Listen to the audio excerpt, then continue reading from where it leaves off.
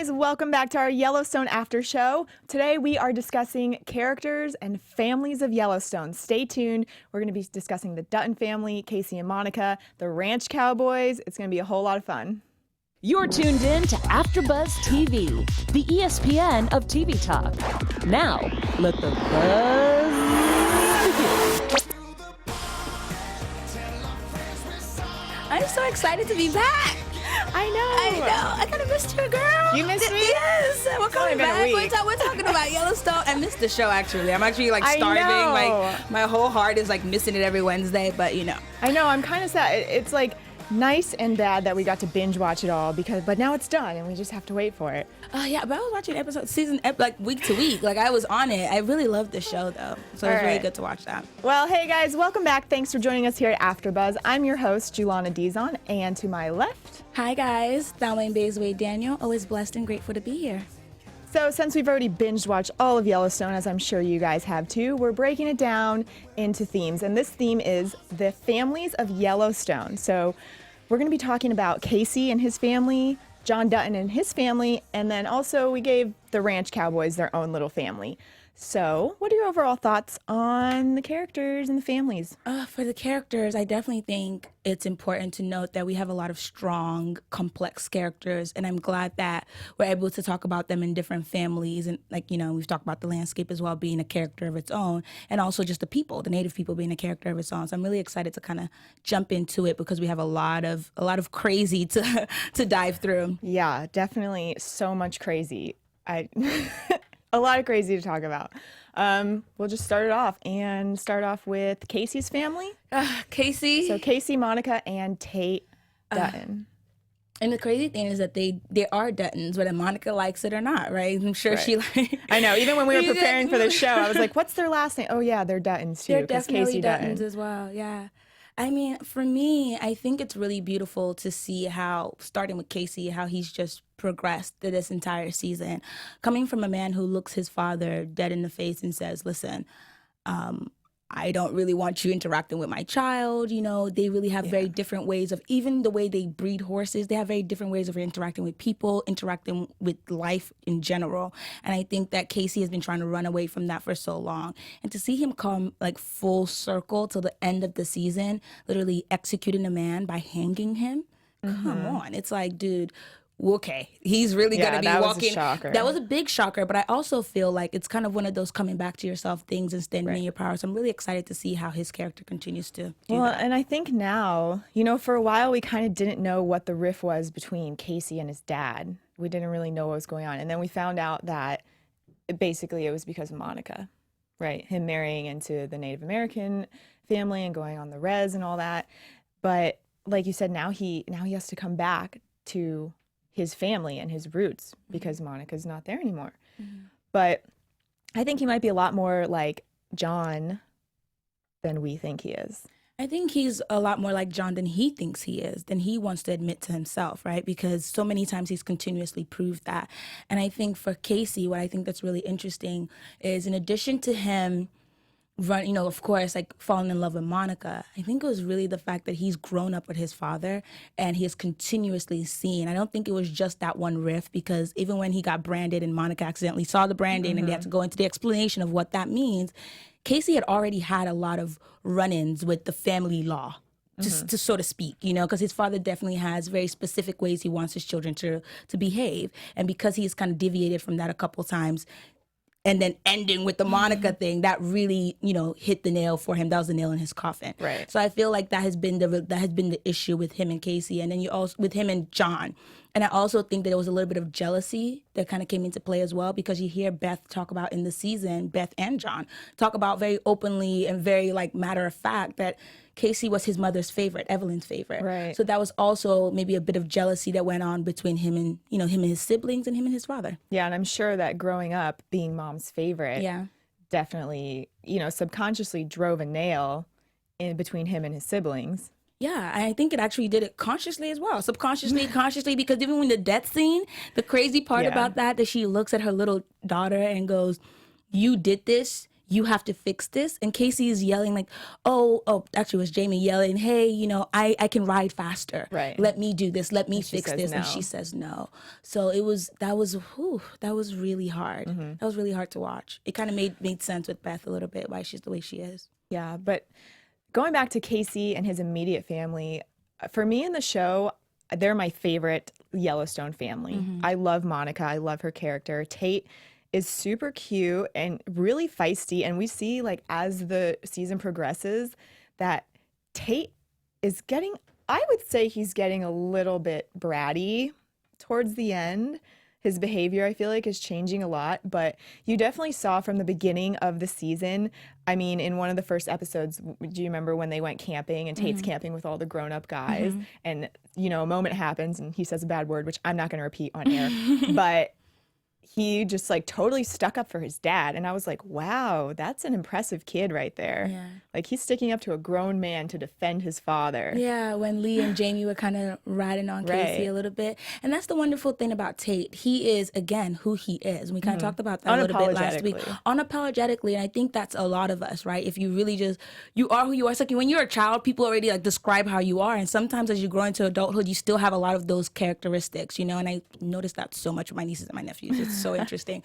But anyways, back to them. And so I think he always has that power about him. Tate does. So standing up to his uncles with so much force, that was impressive. But killing a snake with your bare hands, that was impressive. And what that was crazy. That was impressive, and it was crazy. You're absolutely right. I don't think I could do that. No, and I'm a grown adult. I don't only, okay, guys, I don't not only think I cannot do that. I cannot do it. That's a fact. Like, I will not do it. Like, what are you talking about? I mean, how many people do you think that they could kill a rattlesnake with their bare hands? I don't know, but they're definitely not little children as well. But what I thought was the most beautiful aspect of all of that, while this little boy, literally a child, is killing a rattlesnake who's coming his way, fighting for his life, and he's in a barrel, he could have just ran out of that barrel, but his father told him, do not leave this barrel. So he saw death coming towards him. He saw a snake coming towards him, but he was still able to fight for himself, obey his father, and then come into his own because he killed that rattlesnake with his bare hands. Sometimes we just don't know what we're capable of. So I'm really impressed with Tate as a character because even though he's the child, he's definitely a powerful, complex character. Dude, the way you just described that literally gave me chills. I just love the show so much. It's so good. And like you said, I love that part too about him obeying his father. You know, he was like, I might die, but Dad said, don't leave this the barrel. tunnel. Yeah. So I need to figure this out. Yeah. And then he just comes out and he's like, here's a snake, Dad. I killed it. And the thing that was so wonderful about this family, we're talking about, you know, Kayce's family, Monica and Tate, the wonderful thing about it is how much they're just in with each other. They're ready to fight with each other no matter what. So in addition to him obeying his father, right, his father was also doing what he felt was right, chasing down some people who kidnapped the girl. So everybody's kind of a freedom fighter in their own right. And then you see Monica and you think maybe she's the calm one. Absolutely not. Don't get her twisted. Monica is strong. She's a strong and mom. she is so feisty because even when they were coming down the last time when Kayce saw like a meth shop, or I don't know what was going on over there, those two gentlemen who are cooking meth, he goes running down after them. He comes back to see what was going on because there was a fire. That's what it was. It was a huge fire. And Monica, knowing that there was danger, was like, I go where you go. That's powerful, I thought. Right. She's definitely a woman that sticks by her husband's side and is a strong role model for her son. Just the whole family in general, I think, is so strong. Even just in willpower, like the one episode where they try to get her a job at the university, you know, and she was strong enough to say, realizing that that's an incredible opportunity, probably very well paid, but she goes, I'm a teacher on the reservation. You don't understand.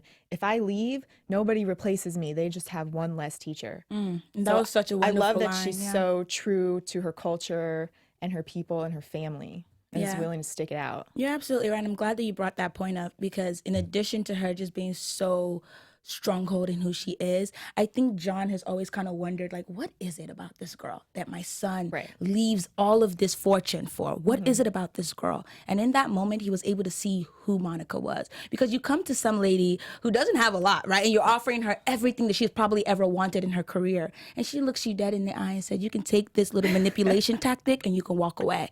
And immediately John even said, I see why they're together. They're both stubborn. They're both very much powerful and steadfast steadfast in who they are. So I really love that moment. I love their family. I know. They're cute. Me too. Can't wait to see them again. And in we can't season forget about like all her extended family members and the drama that happened in the midst of that. You know what I mean? Her sister-in-law having to commit suicide. You know what I'm saying? So that was really heavy as well. That kind of sacrifice that her sister made for her children. There's a lot going on. A lot of issues just going on, and that whole family has dealt with so much. But all the families have dealt with so much. I mean, even moving on to the Duttons and John Dutton. So let's talk about John Dutton, Beth, and Jamie, because I look at them kind of as like the other trio. You know, like Kayce is a Dutton, but he's with Monica and Tate doing his thing on the res. And then we have these three that are really living on the ranch, kind of figuring out how to preserve it and how to fight with all these people that are trying to come and take their land away. So what are your thoughts about that? You know, for the Dutton family, I think that the wonderful thing that I saw this season was them realize that they are all that they have. I think for a long time, John has been walking around owning the family, owning the city, owning the governor, owning the world. You know, he's just walking around with so much entitlement, and I feel like this was a wake-up moment for him. And I know that he puts a lot of trust in Beth, because even when she showed up, it was like, I'm here to do what you can't. You know, so I love her, you know this. But I'm just saying, at the end of the day, I think this was a wake-up call for not only him, but for his family, for 3 reasons. One, he realizes that Jamie is wanting to do things for himself, which is okay. And that comes as a threat to the family because it goes against the family law, where your family and this lineage is all that matters. And 2, I feel like it's really important for him to see that Beth isn't always going to do things the way that he wants. She kind of failed a little bit. She was supposed to come in there and disrupt what the other side had going on, and she really wasn't too successful in doing that, to my opinion. So that was the second thing that was going on. And I think thirdly, seeing the governor turn on him and see the entire city turn on him, he realized, John did, that, listen, I might not have everybody in the bag like I do, and I really need to figure out another way to modernize my tactics, because this is not the old West. And how are we going to fight these battles? Because this is not the times where Rip can just go do something. Like, no, we have to become. We got to fight this battle. We can't do things the old way. This is chess. This is not checkers. And I think that was the realization that he had.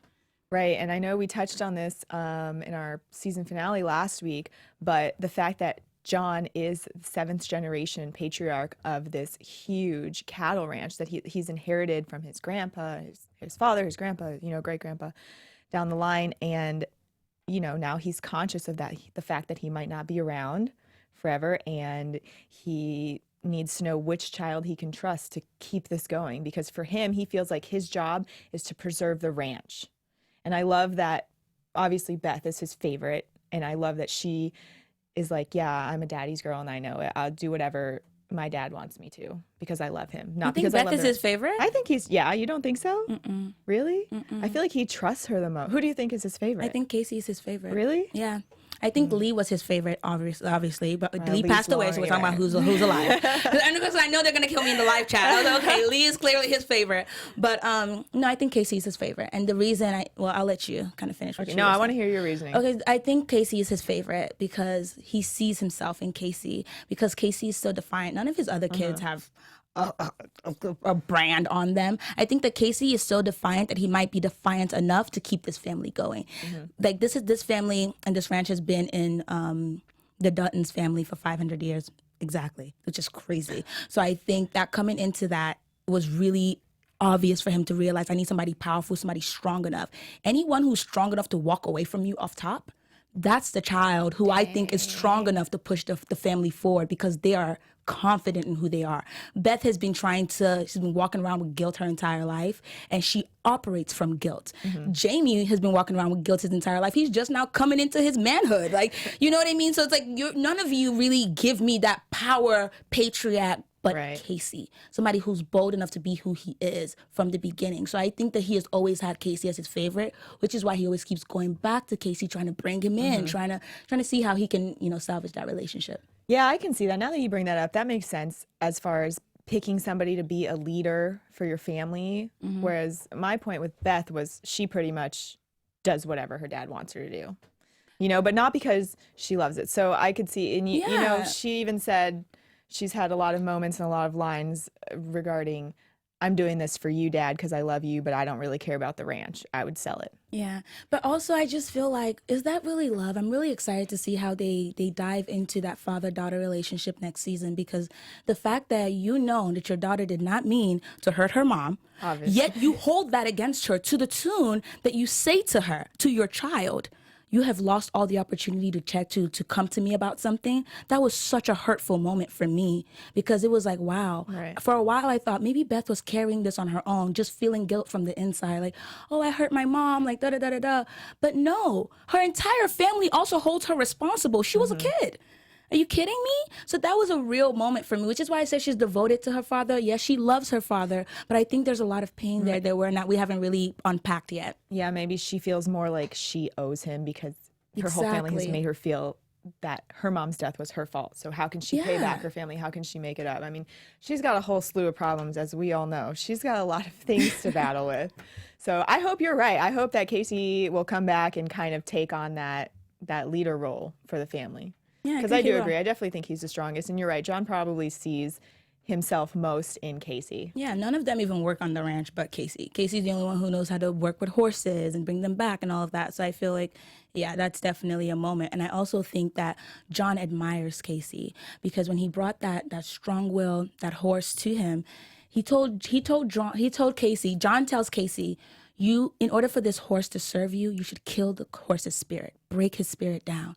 And John looks at, Kayce looks back at his dad and says, the horse will serve me just fine with his spirit intact. Mm-hmm. That was such a powerful moment for me, because it told me a lot about who Kayce is. The horse will serve me just fine with his spirit intact. When a lot of people would rather break the horse down and make it weak or whatever else, it showed that he really was a person who cared so much. And it made sense as to why he would be the one to even be able to connect with the native people, or connect with the land, or connect with the history and how deep this all is, you know? Right. There's kind of a funny parallel, though, there too, in regards to breaking somebody down, like breaking a culture down or an animal down, and having them do something for you because they feel like they have to, or they're threatened, or they feel scared, versus they want to. Literally overall theme of the show. Right. I'm pretty much there. We just summed it up. Literally overall theme of the show, in the show and in history. So it's like, it's really just too touchy. Wow. Yeah. That's it. We summed it up. So that's it. No, but just kidding. Thank you guys for watching. We've got an announcement for you. Alrighty, I think it's my turn. Hello, AfterBuzzers. I'm so happy to be here talking to you guys. Our network produces after shows for all your favorite TV shows, from dramas to reality TVs, sci-fi, and more. There's no network that works harder to serve television fans like you. But we need your help. We're asking that you please subscribe to one or more of our YouTube channels. By subscribing to our channels, YouTube will suggest content that's tailor-made just for you, and you'll help AfterBuzz grow. Now, if you're worried about pesky notifications, don't worry about them, okay? Because those are optional. So hit that subscribe button.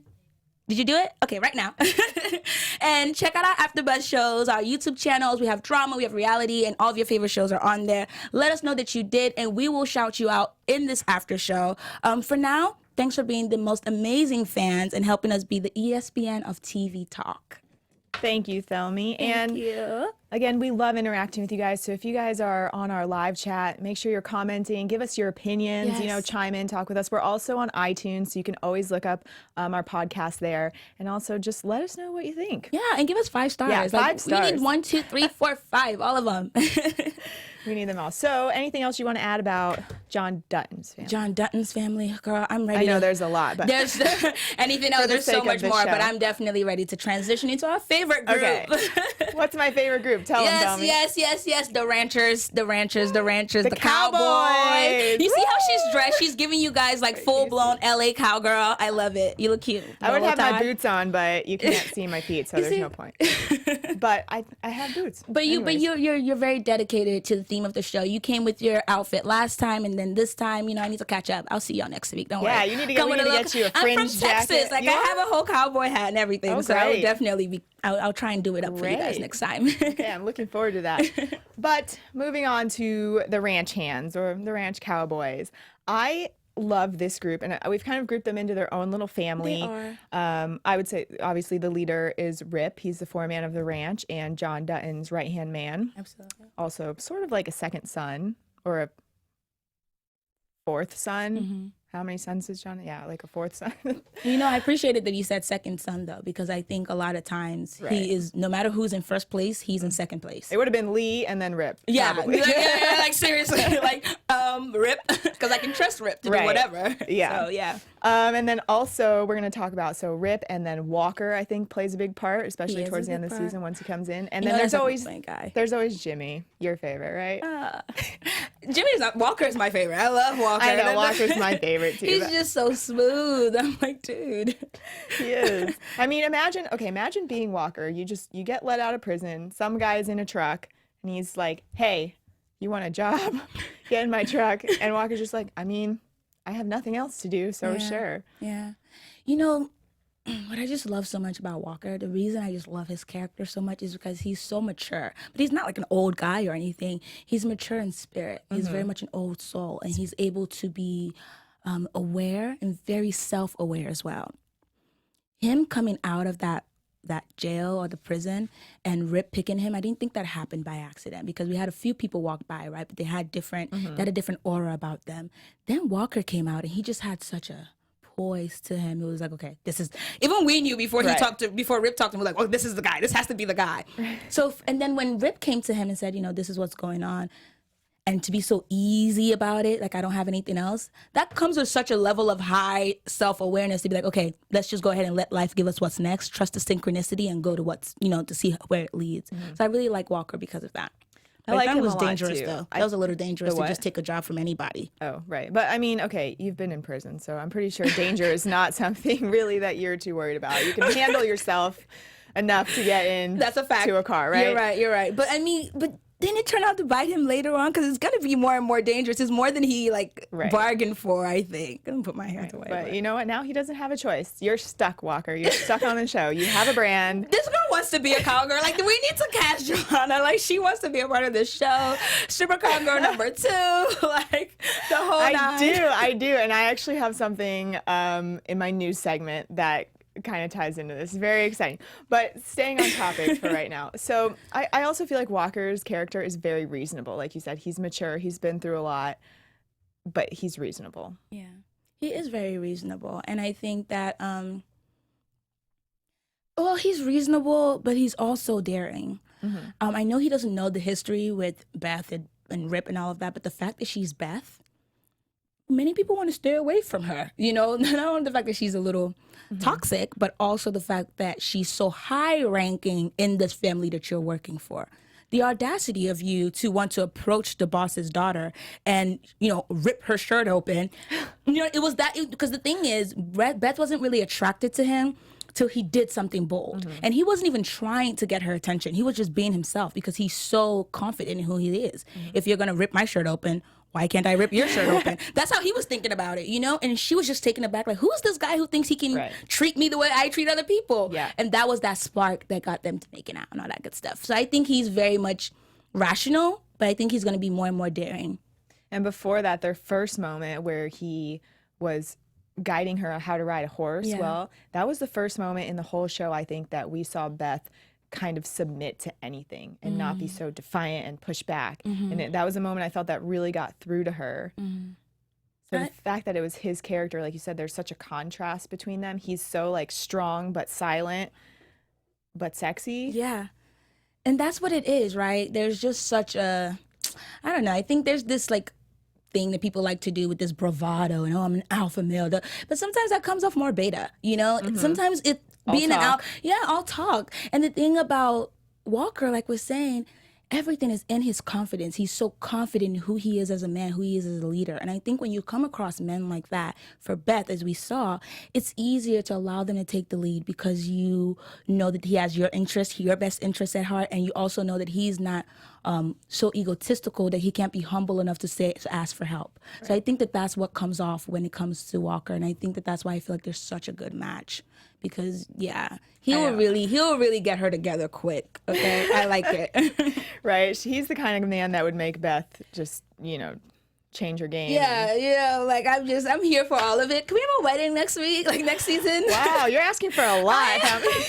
okay, one step at a time. Can they just be in a real relationship? Like, can we just not have it be a situationship or something like that? Like Situationship. You know, like millennial style, like, you know, just dating forever. Like, That's no. a good term. I never heard that before. Now, we also have in our ranch hand family the complete opposite of Walker, which is, of course, Jimmy. What do you think about Jimmy? How do you feel about him? What do I think about Jimmy? I like him. I like him because he's so sweet and he's so different from every other character we have met. So we see Tate, who's the child, right? Really quickly. You expect him to be like Jimmy. You expect him to have that childishness that Jimmy has, but Jimmy has such a childish beauty to him. And it's childish where it's naive, but it's also childish where it's wonderful, and it's in a way that he has so many things to learn, and he sees life as a beautiful mystery. So that's what I mean in that sense too. So he's also childish, but he's childlike in the way that he views the world, which is a good thing because he's very teachable and coachable. So I think that that's wonderful, and has such a positive attitude when it comes to everything, and he's really been put through the rails a little bit. Right. They've been kind of hazing him a little bit. They definitely have been hazing him, but I like that you use the word teachable, because that's what I was going to say about Jimmy. For me, he's very naive, but so willing to learn and so willing to be a part of the Yellowstone ranch family. And you can tell throughout the whole season, I mean, he really tries. When he's given a task, he tries. He might not like it. I really loved when they taped him to the horse. Do you remember that episode? I do. I was mortified the entire time. I was like, whoa. I was scared from it. But you know what? My second thought was, would that work? Like, what if I just taped myself to her? I wouldn't recommend it. I would never do it. That's like teaching somebody to swim by tossing them in the pool and saying, learn. Right. Like, but sometimes you have to do it like that, I guess. Sometimes life does teach you things like that. It does happen like that sometimes. You're right. I remember that was one of my favorite scenes. I know, but for show. me, it's like a language. Okay, drop me in the middle of Madrid. Cool. But like strapping me to a horse? Oh my God. Right, but it was a lot. They just throw so much at Jimmy, episode after episode after episode. But he takes it. He takes it. Right. He takes it in stride every time. Right. He does. I really like that character and how proud he is, and just that he's so ready to learn and wants to be good. Yeah. But we have a lot of other ranchers also that I kind of want to touch on. You know, we have all the helpers who it might not be Yellowstone staff, you know what I mean, in the Yellowstone family, but they're workers, they're helpers, and they work there. And I think it was really nice that over time, just speaking about Jimmy, we've seen how his relationship with the other ranchers has changed, right? So he came in very green, and because of that, they didn't respect him. And they just felt like a lot. I was trying to be like, you know, coy about it. No, I was like, Jimmy got beat him up. Like, it was a full Everybody knows. Everybody watched it. It was a beat down. Yeah, it was a beat down. But what I loved about that, right? In those moments, you see character. The character of Jimmy comes out, because even when you're being bullied, even when, you know, you're being beat up, he still stood up for his other ranchers and didn't kind of tattletale on who it was. That was a really defining moment of the kind of person he is. Secondly, I love that, like I said, they started off with beating him up, right? And now at the end of the season, they bought him his first official cowboy hat. And, you know, it was really wonderful and beautiful because it shows that they're really coming around to seeing how much he's trying and how much he's grown. And I think most important thing that Jimmy did this season was save that cattle, the baby cattle, and bring it back. Because any other person could have just walked away and just been like, okay, they're not going to find out anyway. I don't need to do this. They're not going to believe me. They're all the reasons that your head is telling you not to do it. But he still did it, and he came back, and that was a beautiful moment for Jimmy. That was a great hero moment for Jimmy. Yeah. Just him coming back on the horse with this one baby cattle. That was a great shot, in the too. saddle, right? I would, if I was that actor, actually, the actor's name is Jefferson White. If I was him, I would have that picture on my Instagram, on everything, because that was totally his hero moment. It was. And like you said, again, attesting to the character of Jimmy, just deep down, I think a good-hearted person. He is a really good-hearted person, because even the way he interacted with Rip at the beginning, he wasn't really as, like we talked about Walker, right? It was like, let's do this.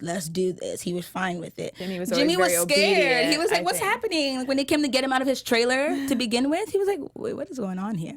So, I mean, he's never really been so in the know or in the criminal world like the people are now. So he's still adjusting. Right. Do you think he looks up to Rip as like a father figure? Because Rip's the one that... I think the wonderful thing that we will say, you make a good point. There's a juxtaposition between him and Rip's relationship and John and Rip's relationship. So I think that mirroring effect is really beautiful, because the same way John was there for Rip and was able to make a man out of him, I think that's what Rip is going to be able to do for Jimmy. Aw, I love when things come full circle like this. Yeah. That's what life is all about, right? Well, before we move into our special segment, do you have any other thoughts you want to add about Ranch ranchers? Hands? Well, we can't forget the one powerful woman. Okay, our right. favorite one. Okay, our stripper. We need to stop calling her the stripper cowgirl. It's because she's actually a stripper and then became a cowgirl. Right. So I think that she brings a lot of power and femininity into the ranch hand. So I'm really excited about her, and I love her a lot. But I like the fact that she's also loyal and has a pre-existing relationship with Rip, and as well as the Yellowstone Ranch. So she's not really coming in at the bottom of the barrel the way a lot of the other men are coming in. And I think that that's really helpful because she's already a woman and all these other things. So I feel like she's going to make sure that they know that we're all equals. But at the back of Rip's head, at least since he's had a longer relationship with her, he's not showing like any favoritism, but he will look out for her because she has proven herself loyal against her own people, even to the Yellowstone Ranch. And she's tough. I'm excited to see what season 2 has in store for her.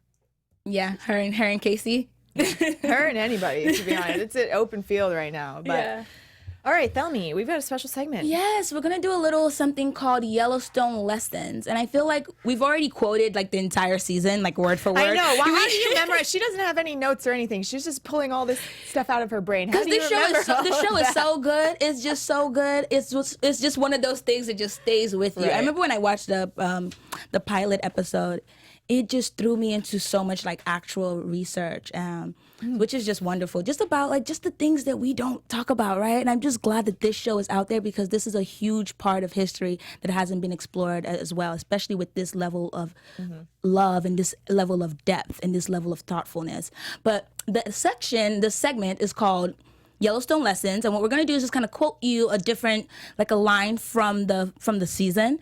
And my quote would definitely be when John was talking to Beth, and he says to Beth, this is when she was really upset. They're sitting down at the table. This is the season finale. They're sitting down at the table, and he's talking about, oh, I remember when this entire dining table was filled with people. She looks at her father and says, it was never filled with people. Storms off, right? And then he comes up after her and says, it's not about the people being there. It's not about the table being filled with people. It's about there being a table. And that was my quote. It's about there being a table. Chills and again. I think that was just so important because it took me a while, at least in my own family, I come from a very big family. It took me a while to kind of understand that. But it's so important because so many people have come before you to lay the groundwork for what you are doing now. For us to be here, for me to be on AfterBuzz, for all these things to be happening, for you to be living out your dreams. So it's really important for you to know that there has to be a table for your great-grandkids, and you need to be thinking like that.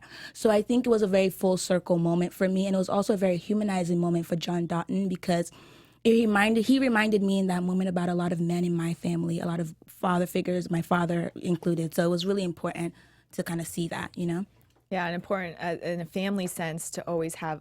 Essentially, he's referring to the table as like a home. Yeah, To have a home base to come to have somewhere you know you can return to and be a safe place. Yeah, definitely as a home and also as, you know, a legacy is kind of how I saw that too. The table is the legacy of what we have, you know, the Dutton family. Right. Good quote. Well, my favorite quote from the season was also by John, and it says, "A brand isn't something you earn, it's something you live up to." That one really resonated with me because the ranchers, they come in and they get branded to be at Yellowstone, and we see from the beginning when they're taken in, who they become and who they turn into isn't who they are when they're branded, obviously. So they get that brand, and then they have a sense of, okay, now I'm a part of Yellowstone. It has this reputation. I need to be the best man that I can be in order to live up to this reputation. Kind of gives them something to aspire to. Yeah, I think that's a wonderful quote, and I'm glad you brought that up. But it also reminds me of how we talk about brands in real life, right? And I think that especially now, everybody's like, "Oh, I'm a brand," and it used to be like, I need to brand myself. It used to be a situation where, Oprah, right? You become Oprah by working towards the brand. It's actually the opposite of what he said. But nowadays, it's a lot. You see a lot of young people, and a lot of people in general, creating their brand and then trying to live up to it too. So we're talking about like a physical branding that you do to animals, which is what they did in the show. But I think it also kind of correlates to the real world as well. A brand in terms of who you are, like you might not be all that you are right now, all that you aspire to be, but you creating that like that umbrella of this is what I want to be, and then you can live up to becoming that person. So I feel like it kind of translates in both reasons too. Yeah, totally. That's a good quote. You get the idea, and then you do the things to achieve the idea. Yeah, you're absolutely right. Pretty much. Okay, so we're gonna move on now to news. AfterBuzz TV News. Okay, I have two really exciting things. I'm excited. I'm like, I haven't really heard the excited. news either, so like Okay. I'm finding out with you guys. Well, first, so we know that Yellowstone premiered in June this year, and it became a network best. It's got 5.3 million viewers total. It's cable's most watched series, following only The Walking Dead, which is great because we all know it's been renewed for season 2, which I'm super stoked about. And they are going to be filming it again in Utah and Montana. And they've already started filming. I think last week was their first week on set. One of my friends does hair and makeup on set. And I saw one of her posts, and now I've been creeping on her Instagram to see if there's like any behind the scenes things going on. But also Cole Hauser posted on his Instagram that they had started shooting season 2, so that's going on. And extra exciting, you guys can be on season 2 as a paid extra. You should be telling yourself that. Like, I did already. I already signed up, just so you know. You can join me and be an extra. Right, you guys can join me and be a paid extra on Yellowstone. So basically, they're hiring paid extras. They're doing online submissions. The casting directors are taking online applications, and all you have to do is send a picture of yourself and put your statistics, like your height, your weight, your what size clothes you wear, and send it to YellowstoneExtras@gmail.com, and you could be sitting on Yellowstone Ranch. Wow. Next to me. No, but that's so exciting to be able to be an extra on your favorite show. That's crazy. That's really exciting. Wow, I like the news. This is great news, and I really hope that you. No, seriously. And then at least to some level, you need to work that front, because next season we will be back, and we need to have guests. Okay, I think I might actually. One of my best friends lives in Utah, and I go there a lot to visit her. So I might just. You see, we'll be interviewing the guest star of the show. Yeah, can I be a host and a guest as an extra? So we'll be, just like wearing both hats. You got it. Super fun.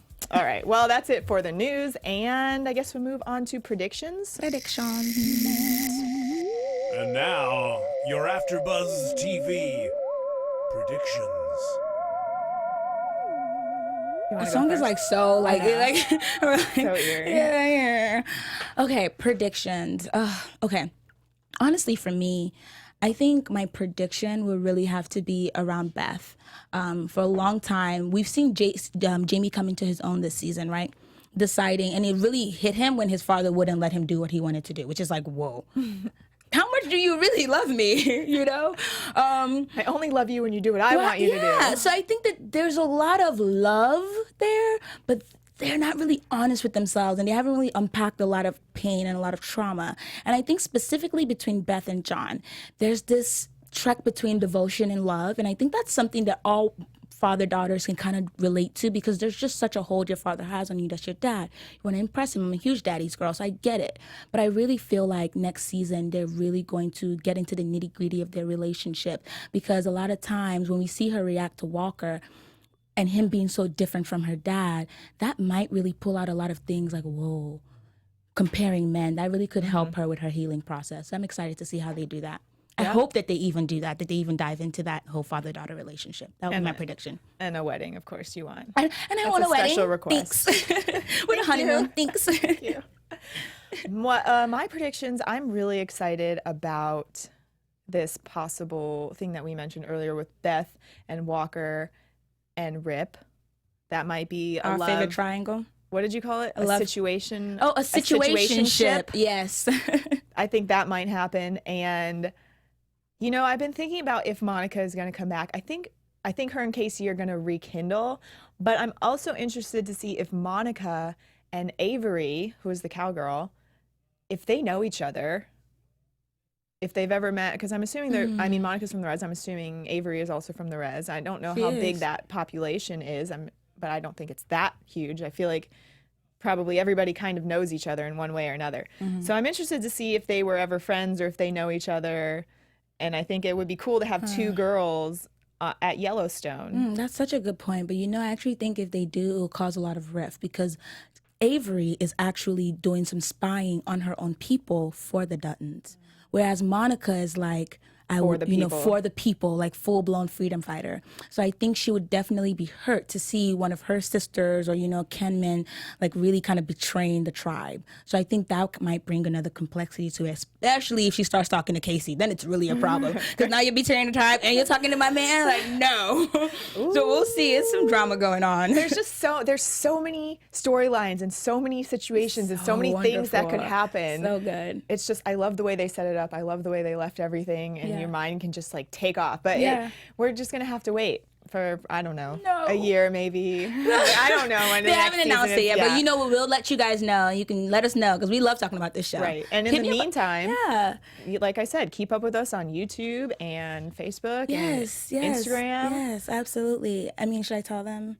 Yeah. Okay. Where can we keep up with you at? Yes, you can keep up with me at Thelmy on Instagram. You can also keep up with me at Moxies_Soul on Twitter. And I'm here on Wednesday nights doing Queen Sugar, on Tuesday nights doing Married at First Sight, and every Sunday night, 10:10 Pacific Standard Time, I'm doing Get Shorty here at AfterBuzz TV. Woo. And again, my name's Julana Dizon, and you guys can keep up with me on Instagram at Julana. And of course, you can keep up with all of us here at AfterBuzz. Make sure to subscribe to our YouTube, our podcast. We'll be back here next week, same time, talking about more Yellowstone. So we will catch you guys then. Bye. Bye. From executive producers Maria Menounos, Kevin Undergaro, Phil Svitek, and the entire AfterBuzz TV staff, we would like to thank you for listening to the AfterBuzz TV network. To watch or listen to other after shows and post comments or questions, be sure to visit AfterBuzzTV.com. I'm Sir Richard Wentworth, and this has been a presentation of AfterBuzz TV. Buzz you later. The views expressed herein are those of the hosts only and do not necessarily reflect the views of AfterBuzz TV or its owners or principals.